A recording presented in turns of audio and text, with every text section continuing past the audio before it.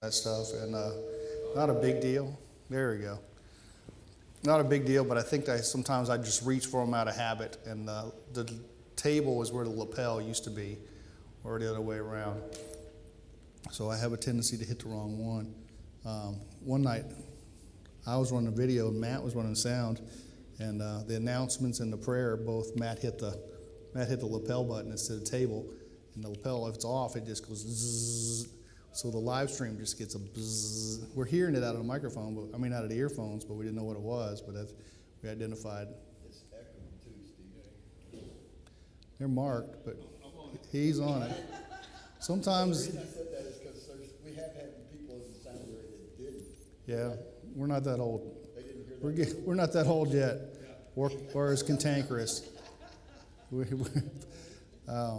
Yeah, that's a. Don Page couldn't hear this one. No, Don Page couldn't hear it. And you'd walk back there, I'd talk to him sometimes, Don, and he goes, what? It's like, and it is very different. One, behind that counter, and two, the sound actually bounces off that wall is what you hear. So it actually sounds a little different. And of course, the 80-foot and here, there's a time delay in there, believe it or not. So yeah, you get a little bit of that. Yeah, and there is always going to be some kind of ringing because we sit in front of the microphones. In front of the speaker. So the speaker picks up on the microphone to some degree and it gets a loop. But we try to do what we can. And if we had Don Page's sign, don't touch these buttons, I'm sure that always fixed everything. Yeah. Yeah. I think, at one time he only had one button. He had that one knob he twisted. But yeah, there's enough stuff there. It can vary at any given time. And somebody touches it, and there's days, this place is hotter than other days. I think on rainy days, high humidity, the place gets hot. So, and the wires are old and in the concrete, or in a conduit in the concrete, and we have no idea. The settings are never the same twice. Is that sounding better? I'm just rambling right now. Does it meet Mickey's approval? Mickey, does that meet your approval? Yeah? Are you sure? We could use another audio engineer. Yeah, or two or three, or backups of backups. Been Or, there, done that. back in the good old days. I used to get chewed out all the, that's why Don had his sign up there, Yes. because kids would walk by and they'd move the lever, and then you go start it up for Sunday evening, and you Yeah. turn that thing on, and you get all Wow. this big, huge feedback. Yeah. And everybody looks at me like, what you doing? I didn't touch it. I just turned the button. Sounds like sound advice. Sound advice, very good. It's like Marty McFly on Back to the Future when he's standing in front of that big speaker and cranks up the guitar. Anywho, the sound system's always the sound system. So we're going to continue our roadblocks and pitfalls. I got it, roadblocks and pitfalls. I got it today. Is that the last lesson? You got Is it the last lesson? So that's, it's about time to get it right. So, roadblocks and pitfalls. And we've talked about this whole time. Things that just get in the way of the spiritual journey. Keep it from going forward. And we've talked a lot about that. We've looked at primarily related to the parable of the sower, second and third plantings. And I think this one comes back to the no firm root in yourself. Someone who grows, but the world crushes them.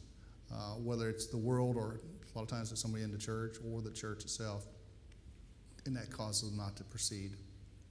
So that's kind of what it's related to. Today we're going to talk about unforgiving. Do you know anybody who's unforgiving? I think we all do, right? Just that way. If you're on Facebook, you will find unforgiving people. The restaurant reviews have the voice of the most unforgiving people of all time. People will say you need to boycott this place because their toast wasn't brown enough or too brown. Amazing, the unforgiveness that's out there in the world. And it can creep in here very, very easily. Doesn't creep in, it's here. So we're going to talk about one case today, and it's unforgiving is the theme for today. And like I said, our whole overall theme is what makes people leave the church, and what can be done to prevent it in a different case scenario or whatever. So we're going to look at that today. So here's the case. I was brought up as a Church of Christ Christian and even went to a Christian college. But that's when things started to fall apart. I met a guy, and we had premarital sex. My best friend at the time found out, and shortly after, I was kicked out. I left and got into paganism.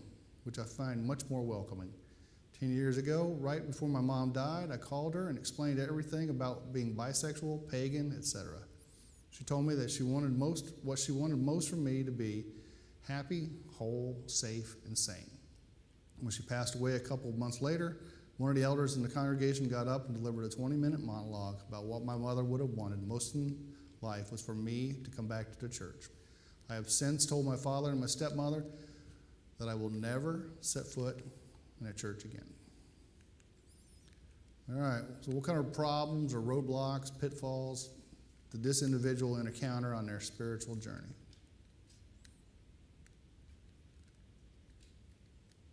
Certainly the thing that kicked it off was, oh, you have some real sex.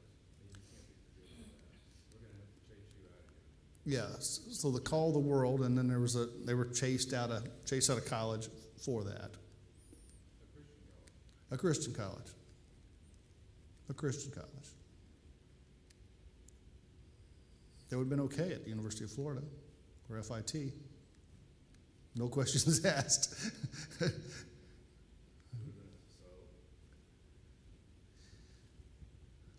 Anything else? That's just step one, like Chuck pointed out. It's a waterfall. I'm going to go ahead and we're going to look at it step by step. So pitfall number one, I just called them all pitfalls. I think they're all, whatever. They're all recoverable at some, if it worked out. So maybe they're just roadblocks. So like I said, the first one, it's kind of the call of the world. I met a guy and we had premarital sex. That's, we all know that's not uncommon. So it's just the call of the world. It shouldn't have to end there. Pitfall number two, unforgiveness by the school. And also back on this one, we've talked about this several times in this series of lessons, including last week. Because as you get into it, I'm not sure if it's a guy or a girl. So either way. Actually, I'm going to tell you it's probably a guy. Unforgiveness by the school is the next one. The rest, 2 through 6, are all about unforgiveness. So the school there was no forgiveness. They kicked the student out of school for this. Chuck? Also, seems to be, we're trying to read in what's there, but it was like, oh, somebody told a lie. Well, we're not going to kick you out of that because that's a little sin.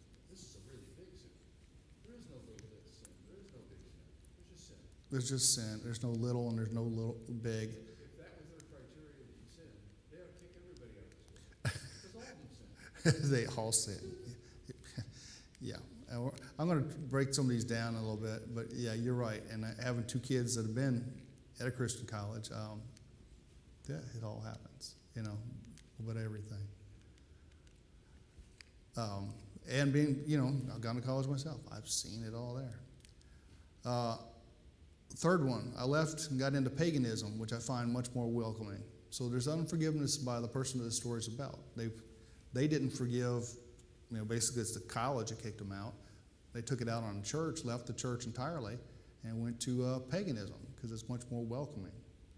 So there's some unforgiveness there. I can't go back, can't go to another place. So there's some of that.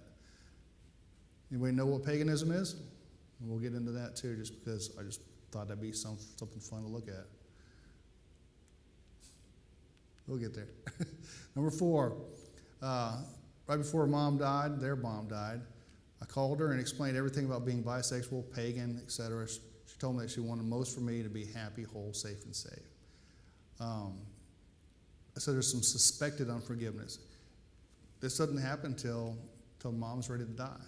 A conversation finally happened. It's taken a long time to get to that conversation. So something's had a roadblock in that happening before that conversation ever happened.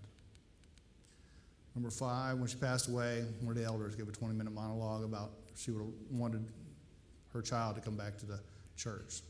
And you can see that the church elder still holds that, probably unaware of the conversation between this person and their mom. But that church elder still holds on to that to some degree. Chuck? Well, maybe I'm being harsh. That was an example of bully pulpit. Okay. Yeah, you got the microphone. You can say what you want. A whole bunch of people. He said he had a 20-minute monologue about her. That was a private not something delivered. Not something delivered there. It closes the door entirely. Yes, I agree with that. And like you said, it's a the person with the microphone. There's a lot of responsibility that comes with that too. Rob? Well, I was thinking of a couple of things. One, when Jesus was presented with this lady that had committed adultery, and they caught her in the act, and he's kind of drawn on the ground, Yep. and they want to stone her to death, and he asked them the question, which one of you hasn't committed a sin? Who hadn't committed? You If can they'd cast. thrown that stone, that would have been the guy that never committed a sin. Yeah. Because nobody could do it. Nobody can do it Because except they knew Jesus. exactly, he turned the trap around and put it on them. Yeah. One, You're the one that's asking this question, but really I've asked you the question, are you without sin? And the older guy, he left first. He Mhm. knew. He You knew got me. he'd been there. I can't do this. And then the other thing I was thinking about, how Jesus said that when you bring your offering, the first thing before you present the offering, you go take care of the business that you've got to take care of, that you've got a problem with, before you can present that. And I think a lot of times, we offer prayers and everything, but are we offering them after we've taken care of all the things we need to? Is God looking at us as, you've got all kinds of, you've got that beam in your eye, Mhm. you're going to present an offering, and these elders and in the church, they were, saying, here's the problem, but you know that they had a lot of problems. Right. For those that are home or listening on the audio on the live stream, Rob compared this to a lady caught in adultery, and Jesus saying, the first, if you're without sin, cast the first stone, and taking care of business before you make your offering. Like I said, the beam in your eye and stuff like that. Take care of that kind of thing. The guy here, he probably has, not probably, he's like everybody else. We all got issues in life.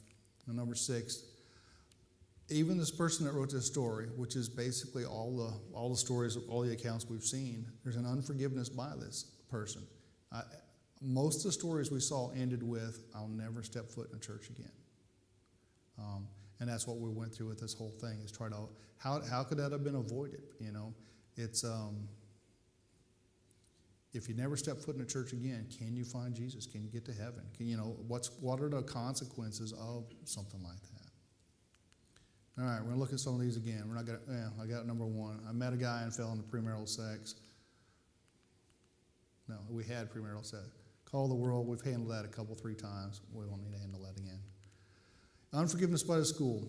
So by the time my friend found out, and shortly thereafter, I was kicked out. So some friend. I took something out of the Freed-Hardeman University student handbook. I got 2 kids there. I got 1 kid there right now, and it's no different at Harding or I assume Lipscomb and definitely at Faulkner. They all got similar requirements. Some friend. Sometimes there's an honor policy. I know a lot of colleges with cheating, they got an honor policy. If somebody's cheating, you got to turn it in. Otherwise, you're guilty of that too. They've got. Anyways, this is on the front of their first thing in their handbook. Well, the process of discipline is not pleasant for any of the parties involved. The goal of all university discipline is to produce a change, not only in behavior, but in heart, that will serve our students well in all areas of their lives.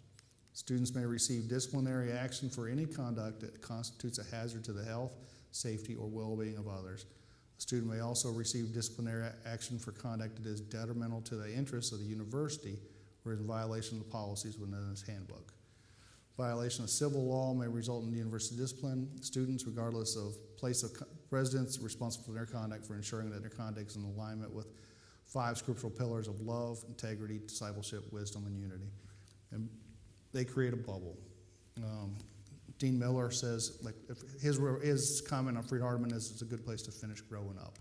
And that's what they've done for kids. They've created a bubble for that kind of thing. That one line in there, what is detrimental to the interests of the university is a big part of that too. But they're looking for, like I said, behavior based on those pillars. All forms of premarital sex arising from sexual relations between consenting adults is prohibited and subject to disciplinary action up to and including suspension. We ask all students to prohibit participating in inappropriate displays of public affection so that it may not cause offense or distraction to others. And they include a Bible verse in this section that says, do not rebuke an older man, but encourage him as you would a father. Younger men as brothers, older men as mothers, younger women as sisters in all purity. 1 Timothy 5, 1 through 2. That's one of their policies. They have policies on drugs and alcohol the same way. This is subject to disciplinary action up to and including suspension. It's in the student handbook. The students know, they sign up to that. That's where it's at. Chuck? Oh, no, I thought you had your hand up. That's, like I said, that's the bubble they create. That's what they ask people to uphold. Rob? I wonder, would they allow Jesus to teach at that university? Jesus would draw a lot of... His attitude towards sin and sinners. Yeah, well... Would he have limited his scope to people that they are limiting their scope to? Or would he include them in his teaching? That's a good question. And I don't know. I know they do a lot with the community. They have service days and they and such, but this is the environment they've created for kids. And you sign up to it. They don't have this at other places. Susan? Well, I went to Harding University, Mhm. college for years, over 50 years ago. And even back then, they had those kind of rules, but I can tell you from experience that they are not always enforced. It's usually something more than just that. Right. I've seen them suspended from a lot of other things. I never, in my 4.5 years there, saw anyone suspended for this, and that did occur. So Hey. it's a decision, and it depends on who's the president. Yeah. What's going, it's just like any other rule, it's as good as the person who chooses to do it. And how it's enforced, who decides to enforce it. Yeah. Like that, it says up to and including. It could be, hey, don't do this again. I promise I won't. I looked at their rule on pornography, and they open up to counseling. If you go to counseling on your own, they won't enforce any kind of penalty. But if they find you've been engaging in pornography, then they can enforce a penalty on you. But and that penalty includes mandatory counseling. So I know at Freed, they had a kid that a bad choice that was made. They picked up a political sign. Town of Henderson, Tennessee is a dry town. They don't sell liquor. There's a liquor store that is absolutely on the city limits line. Okay? But they had a push, I guess, to sell liquor inside this huge town of 3 stoplights. And I don't know if it was a political sign that was for or against liquor, but one girl picked one up out of a yard thinking it was funny for her dorm room, but that's apparently a felony in Tennessee. And that's sad. It's a bad choice. Is she a criminal? No, come on, not really. Those laws and stuff are there so you don't see all the Trump signs run over or all the Harris signs taken out of the yards. It's there to protect that. It was a bad choice. A bad choice. But anyways, I got that out of handbook to show where their stance is. And like I said, you sign up to that when you go. And as Susan pointed out, does it happen? Absolutely. If it's out of hand or it can be subject to how it's enforced, a whole different thing. But apparently this person was kicked out of school. And that led to their own unforgiveness. Not only you're out of school, I'm leaving the church. They left and went into paganism, which I find more welcoming. Of course it is, right? Of course it is. I mean, of course it is. One of the pitfalls of that, I know we're talking about more of what we do that affects people, but sometimes it's not, I don't know when this is written. The world teaches someone that I will justify what I am doing and get where I'm comfortable, and that's okay. Yes. That's a pitfall that Satan throws up to us. Sometimes we make mistakes and we need to work through those. And granted, they had helped. It is what it is. But that's a cautionary thing within ourselves. We need to realize those pitfalls can Yeah, you're right. They do come from it, and I like your statement about we'll have to get to where we're comfortable. I have a friend who has an alternate lifestyle, who has found a church that accepts, and you know, that's where they've gone. And I know Hank Harris. He told me one day about the itching ears. So that's what a lot of times we hear stuff. If that's because it's what we want to hear. And as you listen to more that's contrary to God, Word of God, that may be what you want to hear. So that's a good point. All right, so what do you guys know about paganism? My view of paganism has always been, this is from, man, what's this movie? It's Tom Hanks, Dan Aykroyd, Dragnet. It's a 1986 movie. Anybody ever seen it? It's been a while. They're cops. When they go to this pagan festival, they put on goat leggings. It's everything you think paganism ought to be. It's loud music and flashing lights, and they got people walking around with things of drugs. Take the blue ones. You know, it's all this. There's a guy on stage that's wearing a goat head. You know, it's everything you'd expect paganism to be. Is that what you guys expect paganism to be? No, I just had this weird view of that. So, all right. That's not what paganism is today. It's not. It's a shame, really. But Paganism today is very subtle. I mean, it's very subtle. it's doing the opposite. It's justifying the opposite of what God commands and recommends for us to do, and it's in your face, but in a subtle way. It's in your face, but it's subtle, and there's a bazillion different versions of paganism. I stole this from Wikipedia, since that's the fountain of all knowledge.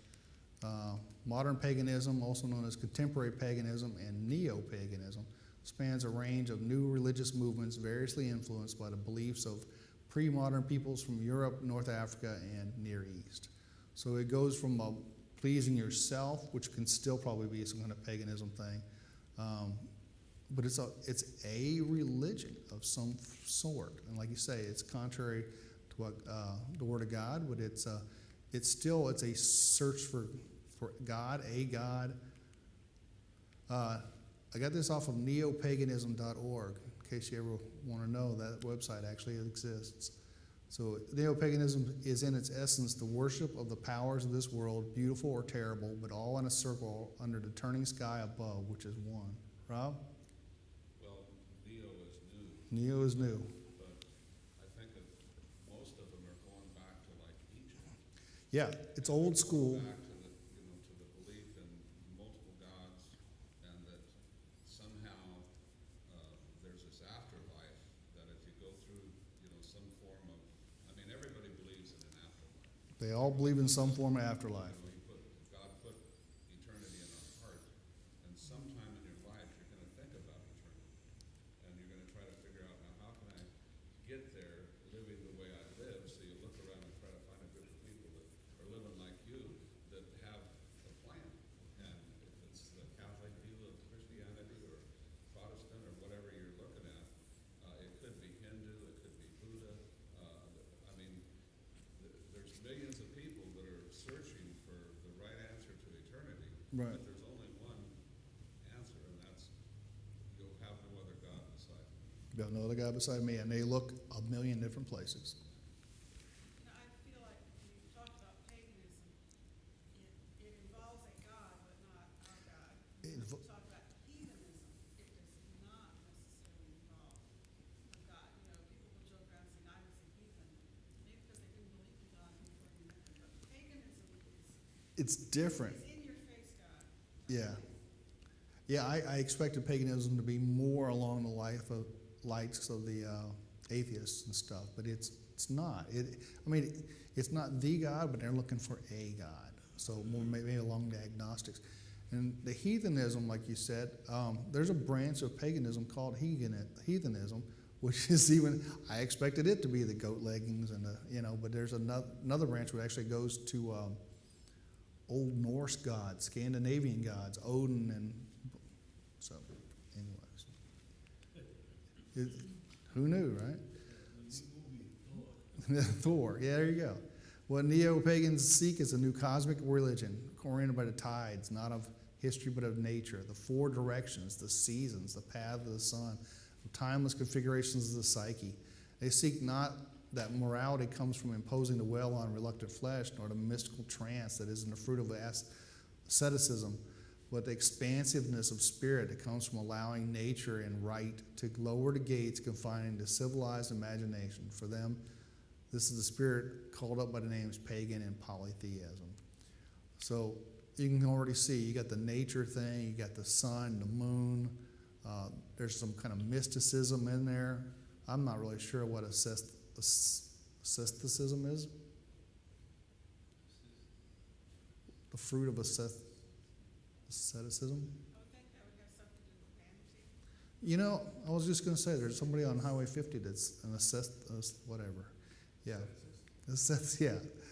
But I know that has something to do with vanity, eyebrows and Botox or something like that probably. But, you know, it is what it is. But eyebrows, Botox. I'm not complaining about either one. Trust me, I'm not. Okay? I'm not complaining about either one, but it's, you know, it's how it looks. Like I said, the beauty and vanity can be over the top.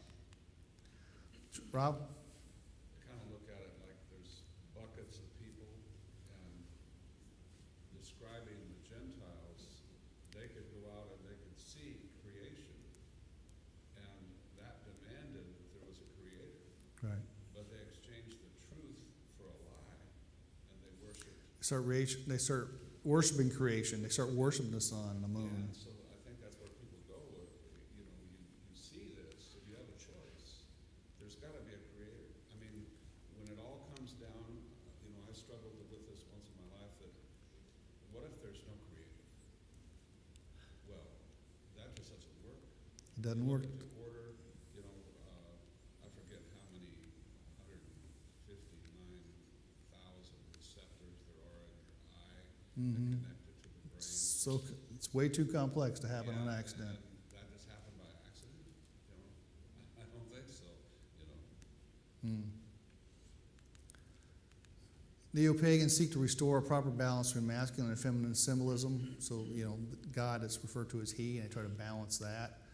They seek to recover a sense of wonder and respect as religious feelings towards nature in all its moods, and nature has moods, and toward the human body and psyche. Thus, they want to find a new totality, perhaps in reaction to schizophrenic culture, and they look for it in a new cosmic religion that vehemently rejects the religious value of history, while it radically affirms the religious value of raising the level of consciousness through stimulation of the imagination by ritually creating a suggestive and sacred milieu.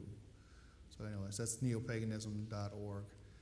Some kinds of neo-pagan religions, and like Susan said, it's subtle. It's a lot less, it's not as in your face as goat leggings and pills.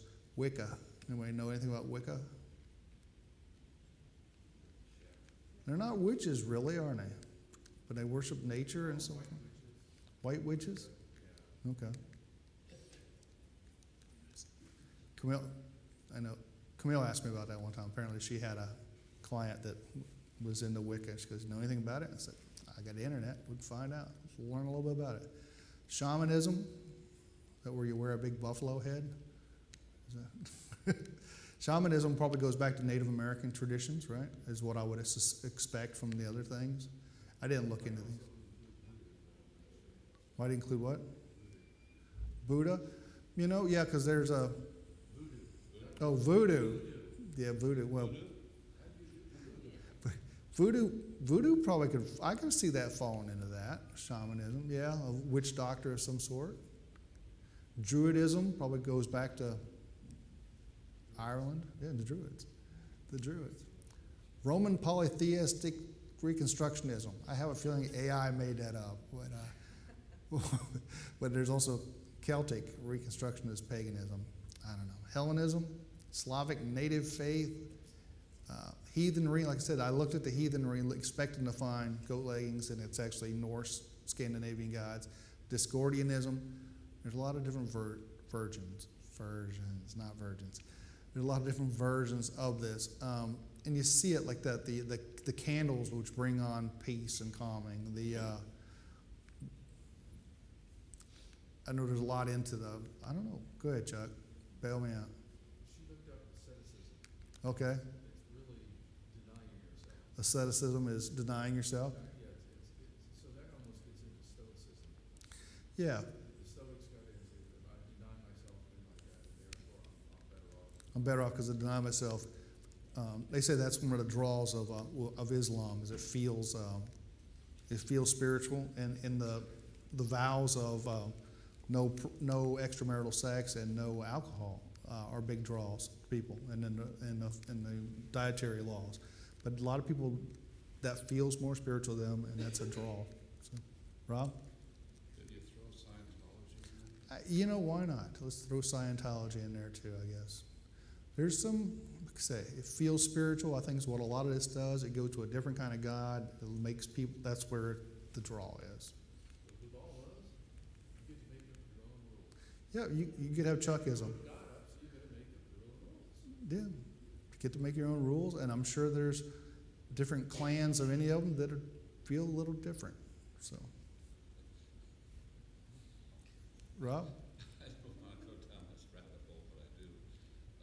Joseph Smith and Joseph Smith and the Mormons. And, Oliver Pratt, they all had this idea that, there was a Mother Earth, there had to be a father somewhere. yeah, there had to be a father for Mother Earth. But Brigham Young, he would see some lady that he lusted after. So he would have Oliver Pratt go and tell her that he had a dream that he was going to marry her in heaven. But they had to consummate it here on earth.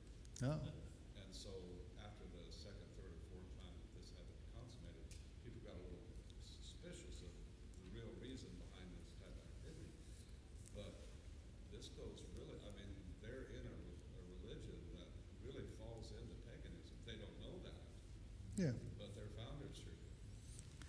First in this story, they fell into some version of paganism. I would say it's one of these things. Still pursuing a God with different ways. They typically worship the world and throw off, like Susan says, whatever feels best for them, that's where they fell.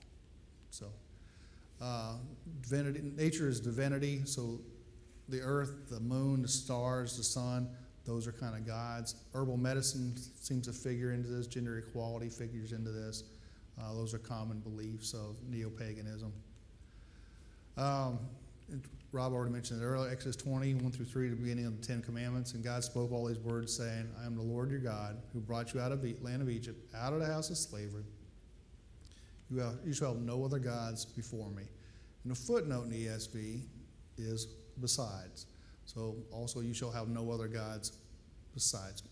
So combining these two, to worship the sun, the moon, the scented candles, or the dream catchers or whatever, violates this. So that's where this person went to. So back to the story, pitfall number 4, suspected unforgiveness by the mom, because the conversation didn't happen until just before the mom passed away. How long did it take for this person to discuss their life with their mom? A long time, I would think. It seems to indicate that right before when mom died, there was the conversation. Why take so long? Why take so long between being kicked out of college and mom dying? Which, why did it take so long to have that conversation about where they were in life?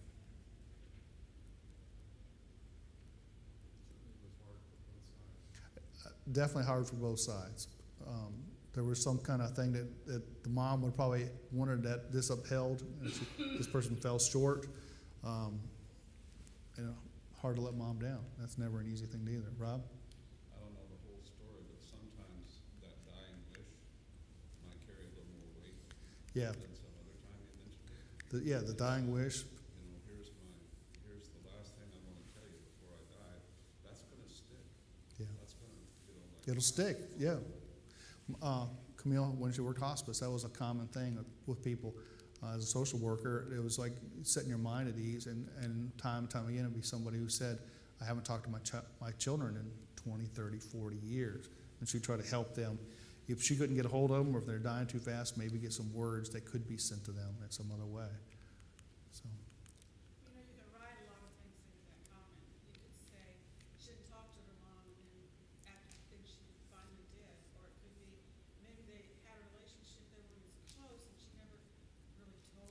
he had that life. You're living in California, she's living in Florida, and finally she thought, I need to go tell my mom why I left, and mom may not even know I'm Sure. bisexual. Well- And it was a need for her more than her mom. It could be. That's a very good possibility. And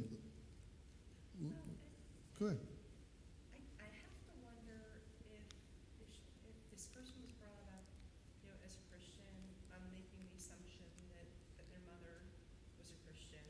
I'd assume And I those. have to think somewhere in that conversation, in addition to wanting your child to be happy, whole, safe, and sane, you want them to be saved. You want them to come back Right. to the church. That was probably on the table too. Yeah. I'd expect that same thing. Yeah. What the elder had to say probably wasn't too far off in the fact that that's what mom would Yeah. absolutely, that would have been the straight line. Right. As things deviate, what would you like to have? Safe, sane, whole.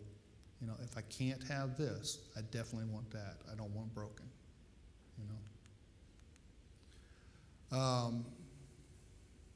What effects do you think time and timing had on the moms? And we talked about the timing as it comes closer to the end of life.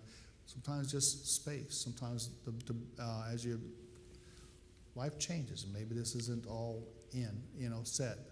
Forgive others their trespasses, your heavenly Father will forgive you. If you don't forgive, neither will you be forgiven. Sometimes kids assume their parents don't forgive them, and that's not true at all. Right. And that's why I put the suspected unforgiveness in the mom. Mom, Or your own conscience. she might have already known. She has suspensions. She, may not be plan A. We'll work with it. And we're not. What if mom took that separation to the grave? It wouldn't go any. It would never get fixed up. Don't let the sun go down on your anger. There's a lot of value to that. Trying to get through this much stuff. Mom's reaction, you take mom's reaction as real. She wanted them whole, safe, sane. That opens up to a spiritual path with that. This is what I got. If I got to have this, and we'll work with it from there. It's really what God wants. Yeah, if you block that out, you get one from a phone around like 2 minutes. Try to finish out. This is going to finish out the whole thing here. Unforgiveness by the church elder, because there's passed away. Church elder had a 20-minute dialogue about what mom wanted most. Why do you think the elder's words were so different? I bet he didn't know about that conversation. There's no love, but there's also the elder's responsibility. Elders as shepherds, our goal is, with the division of the sheep and goats, our goal is all sheep. It never works out that way. That's our goal. That's our job. And that would have been his too. He probably didn't look deep enough, follow up on it, whatever. There's stuff, and Chuck had this verse last week, what stands in the way of shepherding some people to Christ? Hard hearts. And God's already said, if that, you can follow me or you can have your hard heart, it's up to you. It's really where it's up to. And there are times when we have to tell people to move on. When they negatively influence everyone, when they cause division, things like that, it's time to move on. And God sets up situations for that. But the goal is really to have them desire to get back with God. The belt, there it is. Final unforgiveness.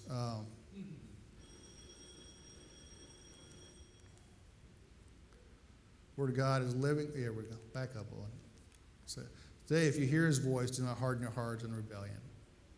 If it's hard, you'll be separated from God, and it'll stay that way. And the unforgiveness is you won't look back.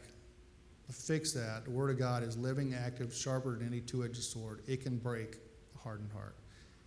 It takes time. It takes patience. It takes others in your life to do that. But it has a possibility to take the hardest hearts and turn them around if that's done. If they're not just given over to unforgiveness. That's it. So we're done with roadblocks and pitfalls. And we're going to start something next week. We're going to start looking at the culture. What do we say was the word we're looking for? It's based on the Testament survey, I want to get